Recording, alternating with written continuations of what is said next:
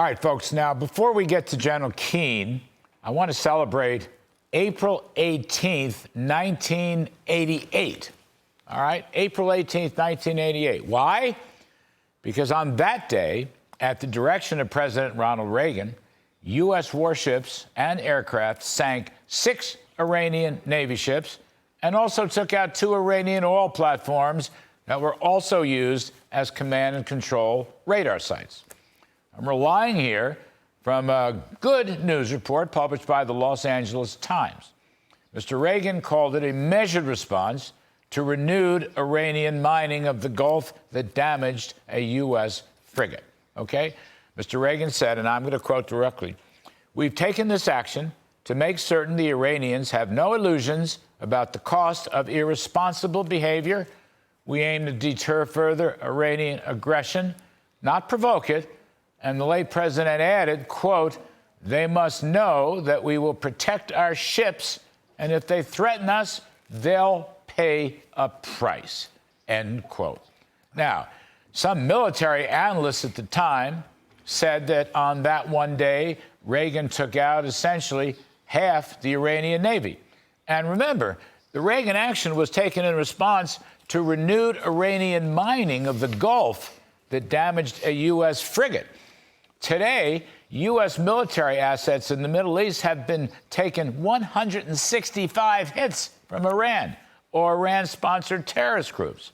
Beside the 3 military troops that tragically lost their lives Saturday, apparently 2 of our best of the best Navy SEALs may have been lost from an earlier Iranian-backed action.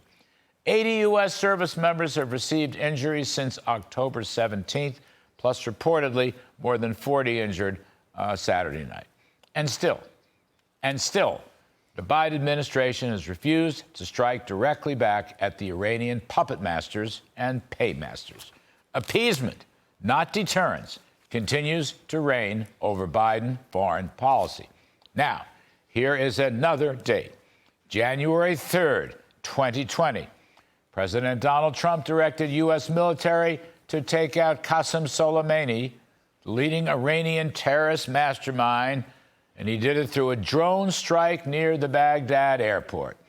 Iran had recently hit a U.S. military base near Kirkuk, as well as other provocations, as President Trump put it then, and I will quote, "The recent attacks on U.S. targets in Iraq, including rocket strikes that killed an American and injured 4 American servicemen very badly, as well as a violent assault on our embassy in Baghdad, these were carried out at the direction of Soleimani." In other words, Trump took out Iran's top terrorist general, and he went on to say, and I'll quote, "Soleimani has been perpetrating acts of terror to destabilize the Middle East for the last 20 years. What the United States did yesterday should have been done long ago.